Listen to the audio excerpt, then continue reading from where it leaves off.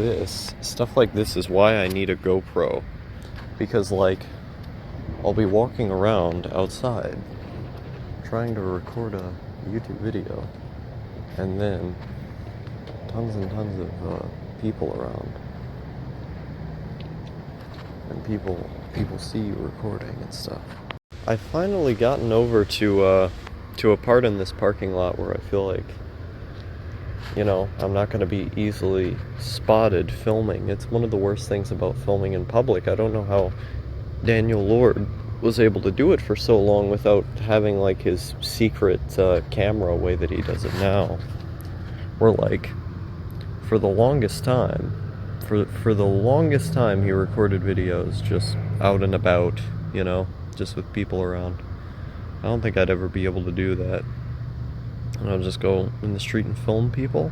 I mean, you immediately get weird looks, you know? Immediately looked at a certain way.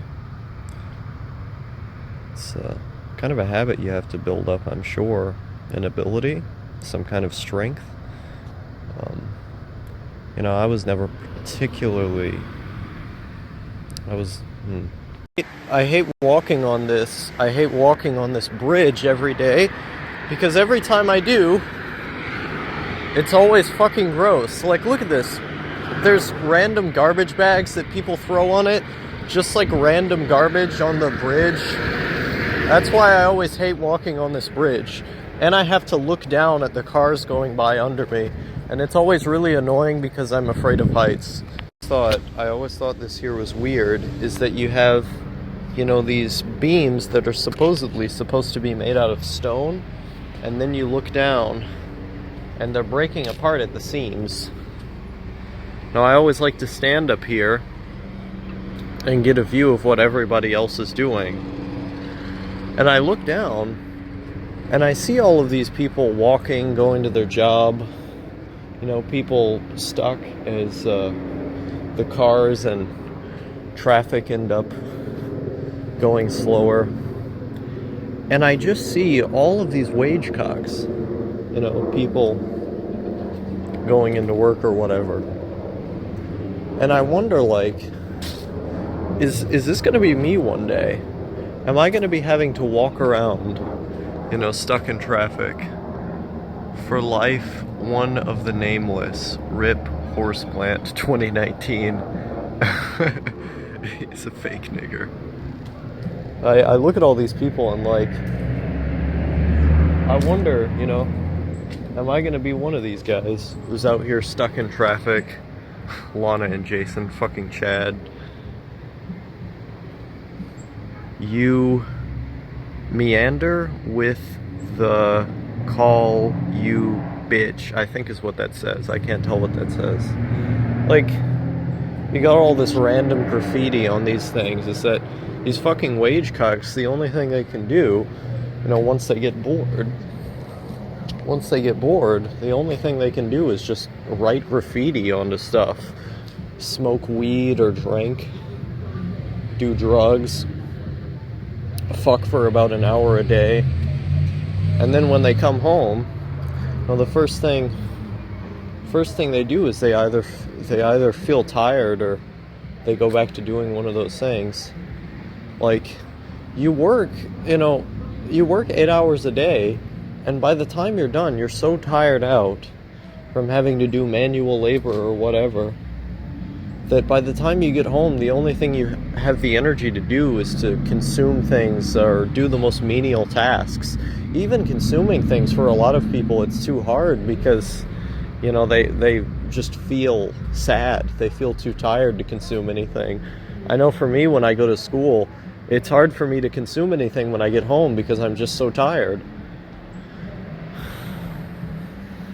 And you think about how, you know, in Sweden they talked about having a 6-hour workday. I think they might have implemented it, I'm not sure.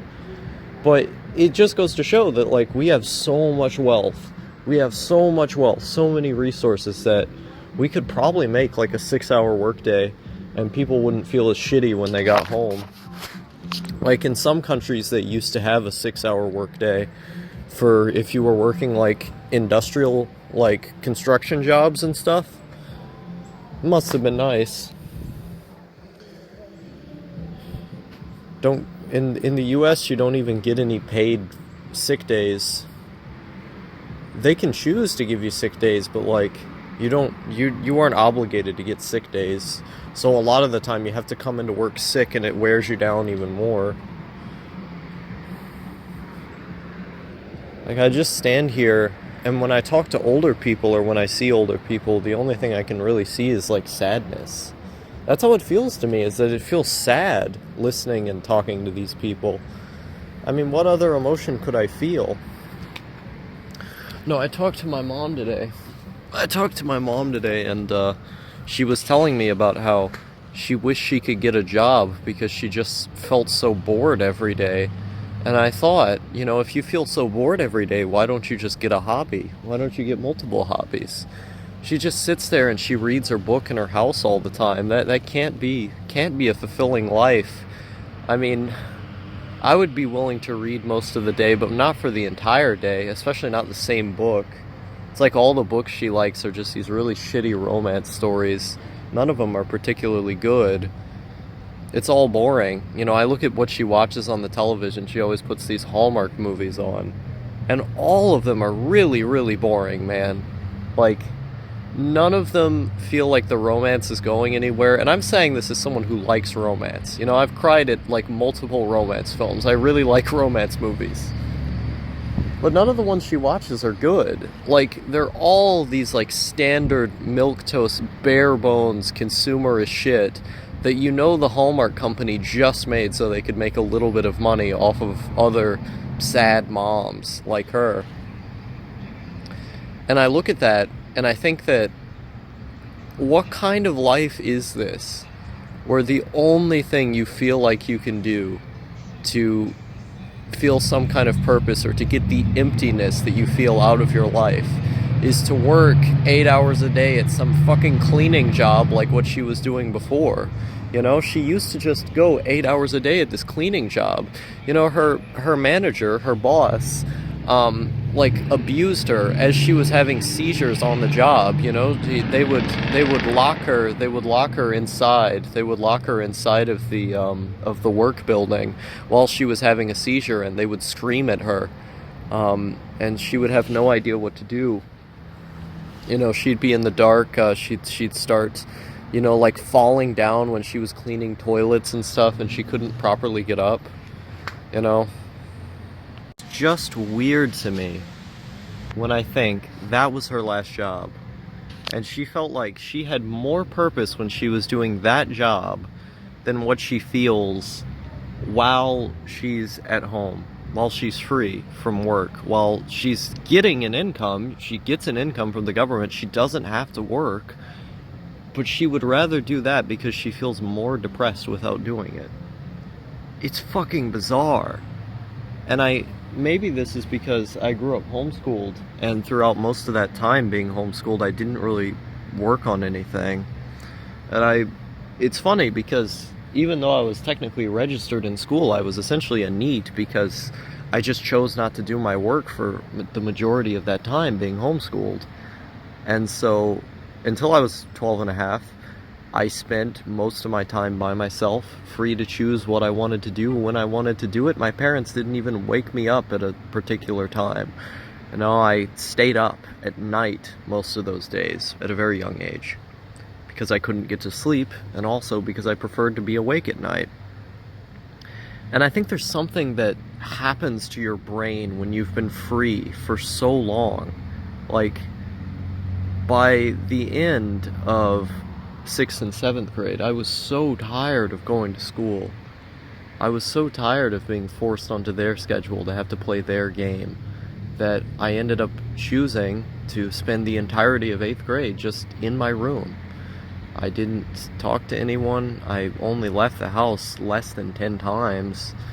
I spent all that time making videos, consuming things that I was interested in. And lo and behold, I was far more happy than I had been for, that 2.5 years I went to school from, the last part of 5th grade and, those 2 years of middle school. I felt so much more free. I felt like the happiness that I would feel when I used to play video games instead of doing my schoolwork, you know, when I was homeschooled. And there's something that happens to your mind at that point, you know, that like as your brain is developing, you just kind of get indoctrinated into this ideology, this standard ideology that everyone who's making you go to the school system wants you to buy into. That, you know, you're kind of forced into the habit as your brain is developing to know that you go to this one place that you really don't want to go to 8 hours a day, and then you leave. And you go home, and you're probably too tired to partake in any activities that you like, but you try your hand at it. The only difference is that you're kind of playing it on easy mode, because you get the summer off, you get winter break, or Christmas break as some call it. You get time off, so you get it on easy mode. But they're still priming you, like they're still readying your brain for what wage cucking is going to be like. And I guess because I never got that, because I never got to be put in that environment where people were going to make me conform and make me used to conforming at such a young stage in my life, from there forward, I guess I just broke out of the cycle. Like, everyone hates school. Everyone recognizes that school is bad. Like, they all hate working, but they're so used to it that it's kind of like Stockholm syndrome. You know, they just do it so many times. They've done it for so long that by the time they know how to question the ideology behind it, by the time they know how to analyze it, they're already too stuck in the system. Their brains have already been molded around it. And so they just kind of partake in the system at that point. And then you get people like my mom who don't even have the negative feelings, like they don't even have the same analysis that most people who are alienated by the system do.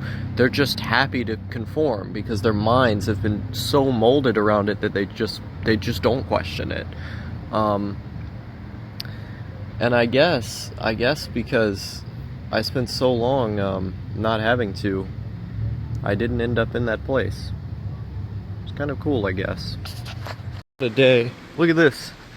Old style building. You can walk up and down it. Pretty cool, I think. Every day, it's a getting closer, going faster like a roller coaster. Love like this will. I don't remember the rest of the song lyrics. Every day, it's a getting closer, going faster like a coaster. Or is it then a roller coaster? I think it's then a roller coaster. So many homeless people around here. Like every now and again I just see them standing on the curb, and it's kind of sad. I remember when I was homeless. That wasn't a fun time at all. You know, people just standing there, you know, with a sign.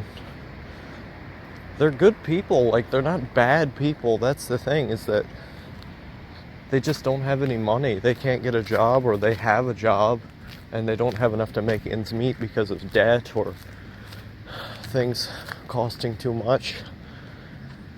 You know, like when you look at the wages that people have, from like, I think it was about 1977? Since about that time to now, the minimum wages mostly stayed the same. Like they used to adjust it for inflation, you know, as inflation went up, the wage went up. But it's basically stayed the same for like 40 years. And so you get this situation where people don't have the skills, they don't have the education because they couldn't get scholarships in high school. You know, maybe they had extra things they had to take care of at home. Maybe they had to drop out of school in order to get a job to help their family. But for whatever reason, they're just stuck working these minimum wage jobs, which oftentimes are really hard work. Like, I don't know why people shit so hard on people who work at McDonald's. when, like, McDonald's for a lot of people is a hard job.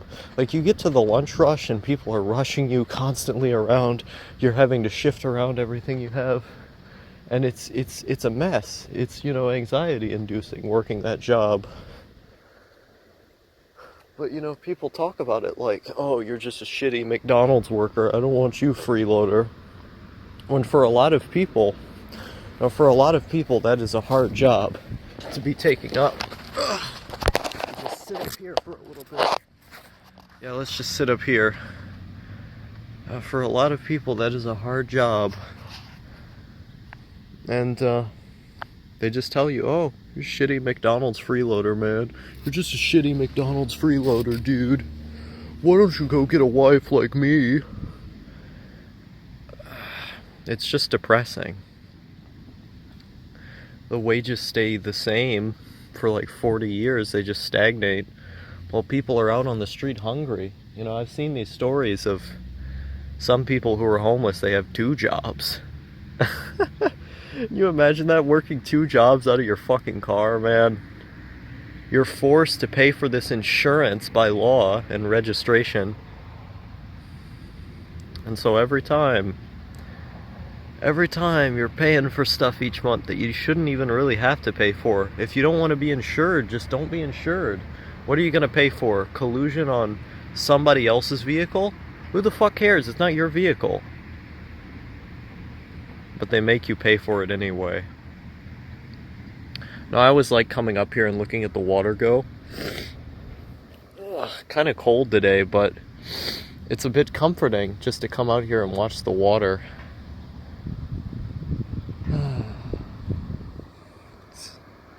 All things considered, it is a nice day out. I like it when the days are gray. I wish I could give all these homeless people a house, though. Like, people online tell me I'm a sociopath. You know, that can't feel anything, that doesn't care about anybody. I know that's always Heeky Fag's MO. It's the one thing he always comes back to say. You know, you twisted and red, you're all sociopaths, terrible guys. But when I look at homeless people on the street, I don't feel like a sociopath. Like, those people, there should be universal housing. Why the fuck are there people who don't have homes? Like, in the USA in 2008, when we had the housing crisis, the reason why the housing crisis happened, the crash, was because we were making so many homes and people weren't buying them. Like, we have so many homes in the USA, we could immediately give every homeless person a home and then have a bunch left over. We just don't. We have poverty among plenty, you know? Accumulation through destruction. People's lives are ruined one by one, and then rich people who have all the money get even more rich. And as they get rich, people become poor. There's absolutely no logical, rational reason we should have homeless people out here walking on the street asking people like me who don't even have any money for money, when we have all these empty homes. We have all this food. Like, if you go to a dumpster, right, you can literally, like, walk to a dumpster outside of one of these businesses that's in my town and find a fuck ton of food that's there. Why? Why are we producing so much when we could give it to the people and still have so much left over? Why are we making a couple people super rich when there's all these people who are super poor? It doesn't feel right to me. It feels wrong. Like inside it feels wrong. And maybe I am a sociopath, but I know I'm not a sociopath on that one issue. I know that's the one thing. That's the one thing that always bothers me. You know, my dad tells me that it won't bother me when I get older, but something tells me that he's wrong. Do you want to go over here? Let's check this part out. I always like this part because they make a little path for you where the tree is. Yeah, this tree is cool because it has these little orange leaves that fall down. The problem is that the orange leaves get everywhere when you're walking down here, so you're kind of afraid that one will fall on you. when you're walking under the bridge. But you can actually walk under the bridge and walk back and look under. And it looks really pretty. I'd imagine some people probably sleep under here at nighttime in order to keep out of the rain. That's what Las Vegas was like. Is that in Las Vegas, what people did is that they would go into tunnels and shit, and they would go into those tunnels and sleep because it would rain sometimes. See, like, I'm randomly finding stuff falling down. There's a bunch of shit in here, like people not cleaning it out properly and shit.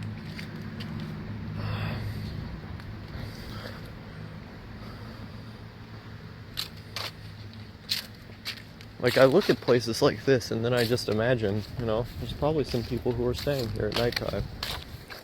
I probably would if I ended up in that situation.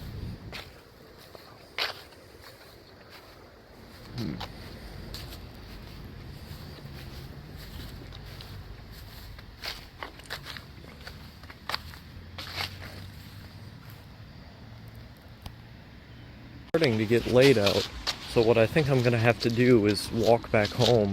It took me probably, I think it was about an hour to get here. No, I walked, and maybe an hour, I don't know. I took a lot of detours. That's one thing I do, is every time I take detours, each place that I go, because I like looking at the little things. It's like there's this quotation, it's the little things aren't so little, but that's like the approach that I take to my entire life. Like, I'm always more fascinated by the mundane than I am by the, like, extravagant, extremely interesting. It's ironic because I find the little uninteresting things the most interesting. It's kind of the approach to what I take to creativity and the things I make, is I want them to have this mundane flair, you know, to represent the most raw aspects of your life. And so when I make things, I try to make them reflect that. I think the train is about to come. Is it? I want to get some film of this. You're about to see it live on air. The train, is it coming? Is it? It looks like it's coming. Oh boy. I want to see it. I want to see it come. Oh boy, I have to wait.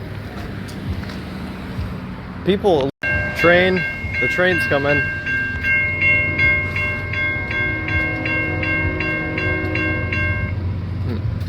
I want to see this. Oh boy. Here it comes. Oh boy, this is gonna be loud.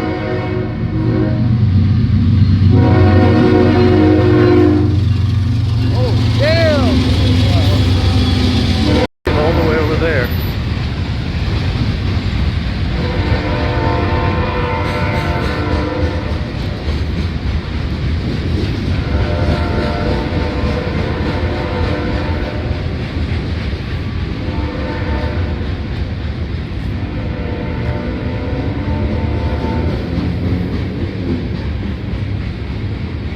Yep, lots of coal.